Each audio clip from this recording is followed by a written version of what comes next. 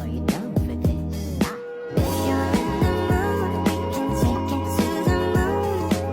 Just like a movie scene, table for two. No need to be fake, I want you to stay. If you're in the mood. Baik, di sini saya akan membahas materi tentang teologi Perjanjian Baru dan isu kontemporer. Nah, di sini ada 3 pokok pembahasan yang dapat saya bahas, yaitu yang pertama, relevansi teologi Perjanjian Baru bagi isu sosial, yang kedua, relevansi teologi Perjanjian Baru bagi isu politik, yang terakhir yaitu relevansi teologi Perjanjian Baru bagi isu lingkungan.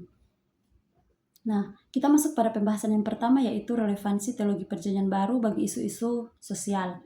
Di sini ada 3 isu yang dapat saya ambil, yaitu yang pertama, kemiskinan dan ekonomi.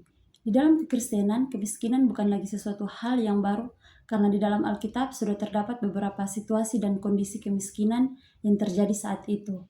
Nah, Yesus sendiri ditampilkan sebagai orang yang bergaul dengan orang yang miskin dan menderita. Yesus Kristus melalui misinya dan pengajarannya seperti perumpamaan orang Samaria yang baik hati.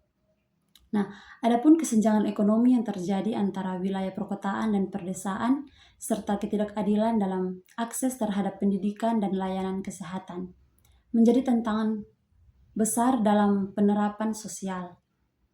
Yang kedua yaitu diskriminasi sistematik. Nah, dalam hal ini diskriminasi berbasis etnis, agama, atau gender seringkali terjadi baik secara eksplisit maupun implisit. Nah, misalnya kelompok minoritas agama kerap menghadapi hambatan dalam menjalankan ibadah atau mengakses hak-hak besar. Nah, diskriminasi berbasis etnis, agama, atau gender ini baik secara eksplisit maupun implisit menjadi isu-isu dalam kehidupan sosial yang sejati. Alkitab juga mengajarkan bahwa dalam Kristus tidak ada perbedaan antara bangsa, ras, atau status sosial. Nah, yang terakhir yaitu prinsip teologis keadilan sosial. Keadilan sosial yang diajarkan Alkitab tidak hanya relevan dalam konteks individu, tetapi juga dalam membangun masyarakat yang adil, di mana setiap orang dihargai dan diberikan hak yang sama. Nah, Yesus sendiri ditampilkan sebagai orang yang bergaul dengan orang yang miskin dan menderita. Keadilan sosial juga diajarkan Alkitab tidak hanya relevan dalam konteks individu, tetapi juga dalam membangun masyarakat yang adil di mana setiap orang dihargai dan diberikan hak yang sama. Kita masuk pada pembahasan yang kedua, yaitu relevansi teologi Perjanjian Baru bagi isu-isu politik. Di sini ada 3 isu yang dapat saya ambil. Yang pertama, Yesus dan relasi agama dan negara. Yesus tidak bergabung dengan partai-partai politik yang ada pada zamannya, tetapi ia punya sikap politik yang jelas. Saat ditanya tentang pajak, Yesus menjawab, "Berikanlah kepada Kaisar apa yang wajib kamu berikan kepada Allah." Dalam Matius 22 ayat 21. Nah, jawaban ini menunjukkan bahwa setiap orang punya 2 tanggung jawab, kepada pemerintah, kepada Allah. Yesus menegaskan bahwa negara dan agama adalah 2 hal yang berbeda, masing-masing punya peran sendiri. Negara juga tidak boleh menguasai agama, dan agama juga tidak boleh memaksakan diri menjadi pemerintah. Yang kedua yaitu Paulus dan pemerintah. Nah, sementara itu sikap politik Paulus tampak dalam Roma 13 ayat 1 hingga pada ayat yang ke-7, ia menekankan pentingnya ketaatan kepada pemerintah, karena pemerintah dipakai Allah sebagai wakilnya di dunia untuk menata kehidupan masyarakat. Nah, Paulus juga menegaskan bahwa sikap takluk kepada pemerintah adalah tindakan sadar yang lahir dari hati nurani, bukan paksaan. Dalam 1 Timotius 2 ayat 1 hingga ayat yang kedua. Paulus juga mengimbau agar umat Kristen mendukung pemimpin-pemimpin demi hidup yang tenang dan tentram. Yang terakhir yaitu korupsi dan penyalahgunaan kekuasaan. Nah, praktik korupsi bahkan membawa manusia pada kasus penjualan, penghinaan, dan berujung pada tindakan pembunuhan.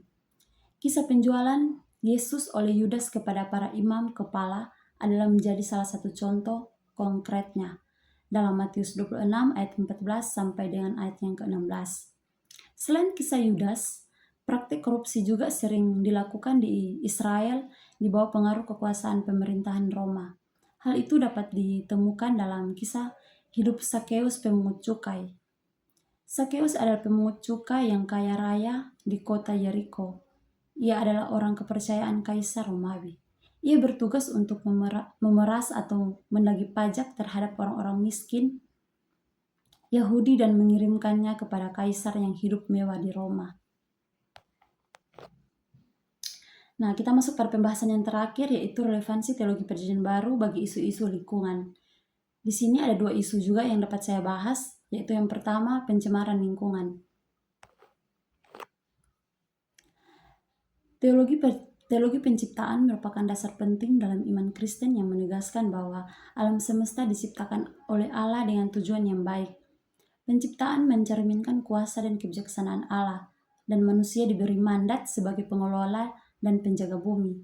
Kerusakan lingkungan seperti pencemaran dan eksploitasi berlebihan merupakan pelanggaran terhadap kehendak Allah serta bentuk ketidakadilan ekologis yang bertentangan dengan kasih terhadap ciptaan. Yang terakhir yaitu pemanasan global. Dalam teologi perjanjian baru, manusia dipanggil untuk menjadi pengelola yang bijaksana atas bumi dan segala isinya. Ajaran ini menggarisbawahi pentingnya menjaga keseimbangan ekosistem dan melindungi lingkungan dari eksploitasi yang merusak.